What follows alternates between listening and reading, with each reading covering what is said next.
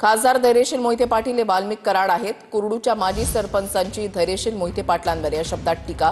बीडसारखी परिस्थिती कुर्डू गावामध्ये नाही असं ग्रामस्थांचं म्हणणं आहे। तर कुर्डूमध्ये बीडपेक्षाही गंभीर परिस्थिती असल्याचं वक्तव्य खासदार धैर्यशील मोहिते पाटलांनी केलं होतं।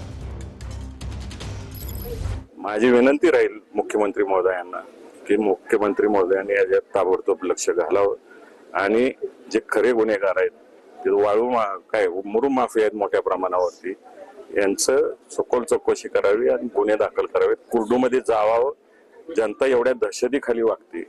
कुर्डूचे अनेक पॅटर्न आहेत त्या ठिकाणी। बीड सारखा प्रकार आहे सगळं, बीडपेक्षा फार गंभीर प्रकार आहे त्या ठिकाणी। अत्यंत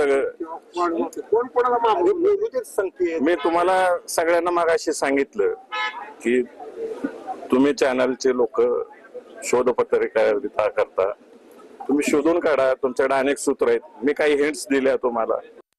धैर्यशील मोहिते पाटलांवरती सुद्धा गुन्हे गंभीर स्वरूपाचे दाखल इथं आता प्रशासन एक चांगलं काम करणारा सरपंचाचा खून करताय काय का असा आमचा सवाल त्या ठिकाणी उपस्थित झालाय। कारण ज्या दिवशी ते घटना घडली त्या दिवशी आल्या कांशीला ज्यांनी रिव्हॉल्वर लावली त्या दिवशी कदाचित ती शेतकरी म्हणून सोडला असेल, त्या दिवशी आमचा कोणाचा नंबर नव्हता का असं आम्हाला प्रशासनाला होते। मग आज हा लोकप्रतिनिधी जो खासदार आहे तो ह्या माध्यमातून आमचं खून करणार आहे का?